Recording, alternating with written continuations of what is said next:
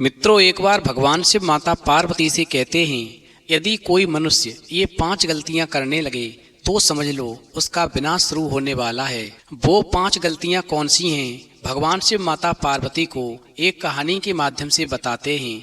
तो आइए, कहानी शुरू करने से पहले मेरा आप सभी से अनुरोध है कि आप हमारी कहानी में खो जाएं। उससे पहले हमारे चैनल को सब्सक्राइब करके बेल आइकन अवश्य दबा लें, जिससे हमारी हर वीडियो का नोटिफिकेशन सबसे पहले आप तक पहुंच सके और आप हमारी हर वीडियो से प्राप्त ज्ञान का अपने जीवन में लाभ उठा सकें। तो आइए, कहानी शुरू करते हैं। भगवान शिव कहते हैं, पार्वती, प्राचीन समय की बात है। एक नदी के किनारे एक गांव था। उसमें सभी जाति और वर्गों के लोग रहते थे। वो आपस में मिलजुल कर बहुत प्रेम से रहते थे और अपने कार्यों का, व्यवसाय का ईमानदारी से निर्वहन करते थे, जिससे ग्रामीणों की आवश्यकता की पूर्ति उनके अपने गांव में ही हो जाती थी। उन्हें अपनी आवश्यक वस्तुओं के लिए कहीं दूर जाकर भटकना नहीं पड़ता था। उनमें आपस में यदि कभी कोई विवाद भी हो जाता तो गांव की पंचायत में ही उसका निपटारा हो जाता था। गांव वालों को राजा की अदालत में न्याय मांगने के लिए जाने की कभी आवश्यकता नहीं हुई। इसलिए उस गांव के लोग सुखी, समृद्ध और संतुष्ट थे। उसी गांव में एक बांकेलाल नाम का भी व्यक्ति रहता था, जो बहुत ही शातिर दिमाग का था। उसकी आर्थिक स्थिति बहुत अच्छी नहीं थी, क्योंकि वो परिश्रम से हमेशा जी चुराता था, खेतों में काम भी नहीं करता था और कोई भी मेहनत का काम करने के लिए कहीं बाहर भी नहीं जाता था। इस प्रकार वो बिना मेहनत के दूसरों को ठक्कर के अपनी आमदनी करने की हमेशा कोशिश में रहता था। और जब कोई काम नहीं करता तो धीरे धीरे उसकी जो जमीन होती है वो भी बिक जाती है। और उसी वजह से बांकेलाल की भी सारी जमीन बिक गई, क्योंकि उसके खर्चे पूरे नहीं हो पाते थे। फिर उसने अपने खर्चों को पूरा करने के लिए अपनी जमीन बेचना शुरू कर दी। भगवान शिव कहते हैं, पार्वती, इस प्रकार बांकेलाल के पास में थोड़ी बहुत जमीन जो शेष बच भी गई, वो उस पर स्वयं खेती नहीं करता था, दूसरों को ठक्कर के परिश्रम करवा लेता था, जिसमें उसको बमुश्किल खाने लायक ही पैदा हो पाता था। क्योंकि परिश्रम करने वाले भी उनको कितना भी क्यों न ठगा जाए, वो कितना भी ठगें, फिर भी थोड़ा बहुत तो अनाज अपने साथ ले ही जाते थे। और इसी वजह से बांकेलाल की आर्थिक स्थिति गांव के अन्य लोगों की तुलना में बहुत ज्यादा कमजोर थी। किंतु वो बहुत ऊंचे खानदान का था। चूंकि पहले उसके पास में संपत्ति बहुत ज्यादा थी, जिससे उसके परिवार को इसके आलसी होने के कारण बेचना पड़ा था। बचपन से ही उसके पिता उसे बताया करते थे कि हम लोग बहुत ऊंचे खानदान से हैं, हमारे पुरखे कभी इस इलाके के सामंत हुआ करते थे। वहीं बांकेलाल ऐसी बातें सुनकर ही और भी ज्यादा आलसी हो गया था और वो यही सोचता रहता था कि सामंत कभी स्वयं परिश्रम नहीं करते। अपने इसी अकड़पन के कारण उसकी अधिकतर जमीन भी बिक गई थी, फिर भी उसमें सुधार नहीं आया। अब उसके पास नौकर रखने की भी शक्ति नहीं रही, फिर भी वो हमेशा अकड़कर चलता था और अपने को उसी सामंती खानदान का वारिस समझ करके अपनी झूठी शान दिखाया करता था। अपने सामंती शौक पूरा करने के लिए, होने वाले खर्च निकालने के लिए वो अक्सर लोगों से ठगी करने के नए नए तरीके सोचता रहता था और उन्हें आजमाता भी रहता था। इसी क्रम में बांकेलाल जो था, एक बार अपने गांव के एक सेठ को ठगने के लिए उस सेठ के पास पहुंचा और जाकर कहने लगा, इस तरह तो आपका स्वास्थ्य खराब हो जाएगा। कभी दुकान छोड़कर इधर उधर खुली हवा में भी घूमने जाया कीजिए। चलिए, आज मेरे साथ, मैं खेतों की ओर जा रहा हूँ और आपको भी घुमाकर ले आऊंगा। भगवान शिव कहते हैं, पार्वती, उस समय पर दुकान पर कोई ग्राहक भी नहीं था, इसलिए सेठ ने दुकान जो थी नौकर के हवाले की और बांकेलाल के साथ खेतों की ओर चल दिया। वहीं थोड़ी दूर चलने के बाद में खेत दिखाई देने लगे। एक खेत में बाजरे की फसल लगी हुई थी। उसे देख कर के बांकेलाल सेठ से कहने लगा, अरे सेठ जी, देखिए इस खेत में इस साल कितना अच्छा गन्ना उगा है। इस प्रकार जब बांकेलाल ने बाजरे की फसल को गन्ने की फसल बताया तो सेठ कहने लगा, अरे बांकेलाल, ये गन्ना नहीं, ये तो बाजरे की फसल है। वहीं बांकेलाल जो था सेठ की ओर परिहासपूर्ण दृष्टि डालते हुए बोला, अरे सेठ जी, क्या आप फसलों के बारे में मुझसे ज्यादा जानते हैं? ये फसल गन्ने की है, ये बाजरे की नहीं है। चूंकि सेठ जो था भले ही खेती नहीं करता था, किंतु इतना अनभिज्ञ भी नहीं था कि बाजरा और गन्ने में अंतर नहीं कर सके। और सेठ जो था दृढ़ स्वर में बोला, भले ही आप खेती करते हैं, मैं नहीं करता, किंतु इतना भली भांति जानता हूँ कि ये गन्ना नहीं, ये बाजरा है, ये फसल बाजरे की है। वहीं सेठ की बात सुनकर के बांकेलाल को क्रोध आ गया और वो बोला, लगाते हो शर्त, मैं कहता हूँ ये गन्ना है। वहीं सेठ भी जोश में बोला और कहने लगा, तुम्हारी जैसी मर्जी हो, तुम वैसी शर्त लगा सकते हो, तुम शर्त लगा लो।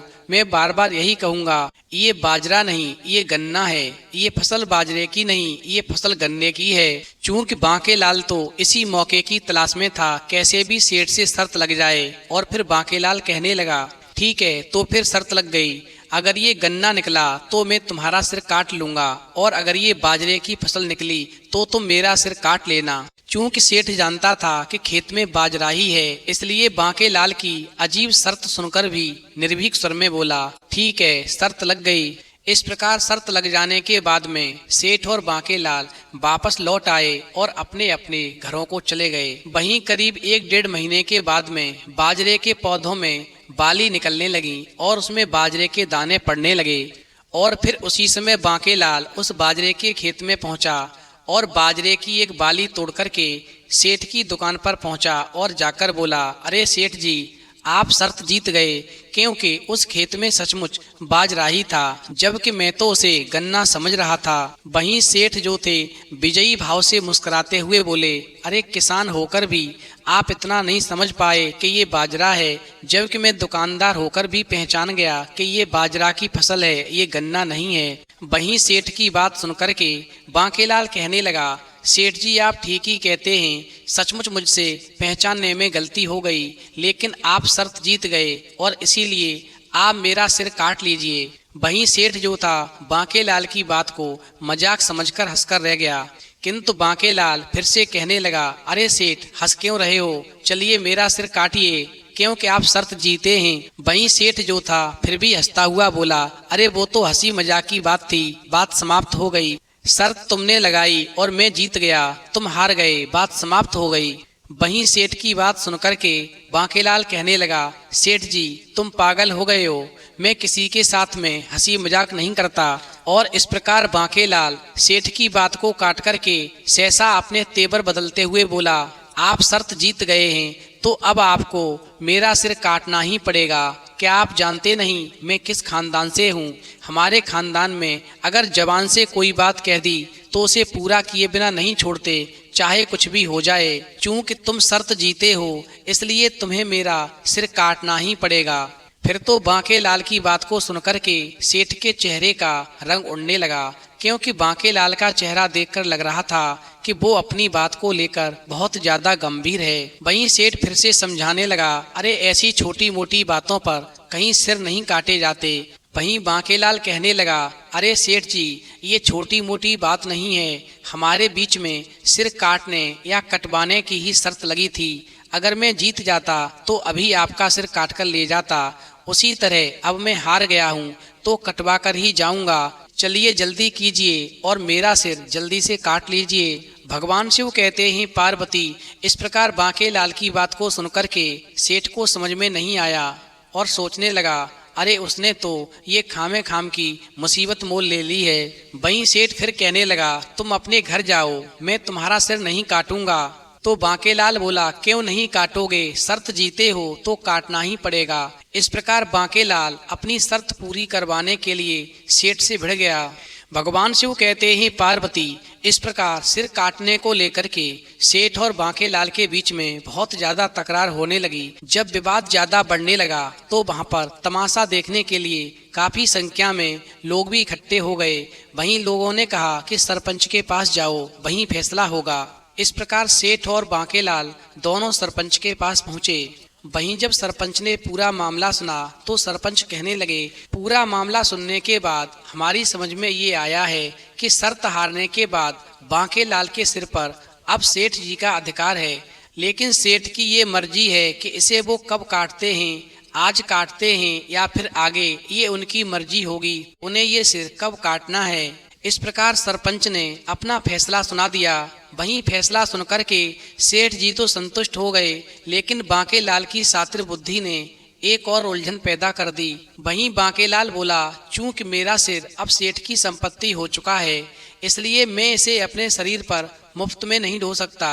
वहीं सेठ को मुझे उसके ऊपर रखने का किराया देना होगा। उधर सेठ जो था किसी भी तरह इस झंझट से मुक्ति चाहता था, इसलिए उसने किराया देने के लिए तुरंत हामी भर दी और 2000 रुपये महीने पर बात पक्की हो गई। भगवान शिव कहते हैं, पार्वती, इस प्रकार बांकेलाल हर महीने सेठ की दुकान पर आता और 2000 रुपये लेकर चला जाता। इस प्रकार ये कार्यक्रम लगभग 6 महीने तक चलता रहा और बांकेलाल ठग जो था अपनी बुद्धि का प्रयोग करके सेठ को ठगता रहा। समय धीरे धीरे बीता। एक दिन सेठ का बड़ा लड़का व्यापार के लिए जो परदेश गया हुआ था, लौटकर वापस जब अपने घर आया तो एक दिन वो सेठ के साथ में दुकान पर बैठा था। उधर एक दिन बांकेलाल सेठ से 2000 रुपये लेने के लिए पहुंच गया। वहीं सेठ ने चुपचाप बांकेलाल को 2000 रुपये दिए। इस प्रकार बांकेलाल 2000 रुपये लेकर के चला आया। उधर सेठ के लड़के ने अपने पिता सेठ से पूछा, पिताजी, आपने इसे 2000 रुपये किस बात के दिए? क्या आपने इससे कोई कर्ज लिया है या ये हमारे यहाँ पर नौकरी करता है? वहीं अपने बेटे की बात को सुनकर के सेठ ने शर्त में सिर काटने वाली पूरी कहानी अपने लड़के को सुनाई। वहीं लड़का समझ गया कि बांकेलाल ने उसके पिता को जाल में फंसाकर रुपए ऐंठने की ये नई तरकीब लगाई है, जिसमें वो सफल भी हो गया है। इस प्रकार सेठ के लड़के को बांकेलाल की चालबाजी पर बहुत ज्यादा क्रोध आया और अपने पिता की मासूमियत और सीधेपन पर भी उसे बहुत तरस आया। वहीं सेठ के लड़के ने सोच लिया कि अब उसे अपने पिता को बांकेलाल के चक्रव्यूह से निकालना है। और फिर ऐसा सोच करके लड़के ने सेठ से कहा, पिताजी, आप कल सुबह बांकेलाल को यहाँ बुलाइए। वहीं सेठ ने अगले दिन सुबह सुबह बुलावा भेजकर बांकेलाल को दुकान पर बुलवा लिया। उधर सेठ का लड़का भी दुकान पर मौजूद था और साथ ही मौजूद था एक नाई, जिसे सेठ के लड़के ने दुकान पर पहले से ही बुला लिया था। उधर नाई जो था दुकान पर ही बैठ कर के अपना उस्तरा तेज कर रहा था। वहीं बांकेलाल के आते ही लड़का बोला, बांकेलाल जी, क्या ये सच है कि आपका सिर अब हमारी संपत्ति है? वहीं बांकेलाल बोला, हाँ बिल्कुल, तुम ठीक कहते हो। वहीं बांकेलाल के हाँ करते ही सेठ का लड़का कहने लगा, यदि ये संपत्ति हमारे पिताजी की है तो फिर जरा इधर आइए और नाई के सामने जाकर बैठिए। फिर तो बांकेलाल कहने लगा, क्यों, नाई के सामने क्यों बैठूं? फिर सेठ का लड़का बोला, इसलिए बैठो क्योंकि मुझे आपकी आधी मूंछ काटनी है और उसे नमूने के तौर पर दूसरे देश भेजना है। अगर उन्हें पसंद आ गई तो बाद में बाकी की आधी भी भिजवा देंगे। फिर तो सेठ के लड़के की बात को सुनकर के बांकेलाल कहने लगा, क्या तेरा दिमाग खराब हो गया है जो मेरी आधी मूंछ कटवाने की सोचता है? मेरी आधी मूंछ काटने की बात सोचने की तेरी हिम्मत कैसे हुई? जानता भी है ये मूंछ हमारी खानदानी शान है। इस प्रकार जब बांकेलाल सेठ के लड़के पर क्रोधित हुआ, उधर सेठ का लड़का शांत स्वर में बोला, ऊंचे स्वर में बात मत कीजिए। अब आपका सिर आपका नहीं, वो हमारी संपत्ति है। उस पर उगे हुए बाल और मूछें, आंखें, नाक, कान सब हमारा है। फिलहाल हमें मूछों की आवश्यकता है, इसलिए मूछें कटवा रहे हैं, चुपचाप कटवा लीजिए। वहीं आसपास खड़े अन्य लोगों ने भी सेठ के लड़के की बात का समर्थन किया। फिर तो ये देखते ही बांकेलाल के चेहरे पर हवाइयां उड़ने लगीं और वो सोचने लगा, आधी मूछ कटवाने से फिलहाल तो वो गाँव भर में उपहास का पात्र ही बनेगा, लेकिन भविष्य में ये लड़का नाक कान कटवा कर, आंखें निकलवा कर मेरी तो पूरी तरह से दुर्गति करवा सकता है। और फिर ऐसा विचार आते ही बांकेलाल जो था एकदम से हिरन की तरह वहां से सरपट भागा। ऐसा भागा कि वो अपना देश छोड़कर के दूसरे देश में जाकर बस गया और वापस लौटकर कभी नहीं आया। इस प्रकार बांकेलाल जो था दूसरे राज्य में जाकर भी अजीब प्रकार की हरकतें करने लगा, क्योंकि जब किसी व्यक्ति के जीवन में बुरे दिन शुरू होते हैं तो समझ लो मनुष्य ये 5 गलतियां जरूर करने लगता है। और यदि ये 5 गलतियां मनुष्य करना शुरू कर दे तो समझ लो उसका विनाश होने वाला है। नंबर 1, आत्मविश्वास खो देना, यानी व्यक्ति अपनी क्षमताओं पर संदेह करने लगता है। और यदि व्यक्ति अपनी क्षमताओं पर ही संदेह करने लगे तो ऐसा करना उसे हर प्रयास में असफल होने का डर पैदा करता है, जिससे वो नए अवसरों को भी खो देता है। नंबर 2, जल्दबाजी में फैसले लेना, यानी समस्याओं से बचने के लिए लोग बिना सोच विचार के फैसले लेने लगते हैं और ऐसा करना उनकी स्थिति को और ज़्यादा खराब कर देता है। नंबर 3, दूसरों को दोष देना, यानी अपनी गलतियों की जिम्मेदारी लेने के बजाय व्यक्ति दूसरों पर आरोप लगाने लगता है और ऐसा करने से रिश्ते खराब हो जाते हैं। फिर ऐसे लोगों का दूसरे लोग समर्थन नहीं करते। नंबर 5, गलत संगत में पड़ना, यानी बुरे दिनों में सहारा पाने के लिए लोग कभी कभी गलत संगत या आदतों जैसे शराब पीना, नशा करना आदि की ओर आकर्षित हो जाते हैं, वेश्यावृत्ति करना शुरू कर देते हैं और ऐसा करना उनकी स्थिति को और ज़्यादा खराब कर देता है।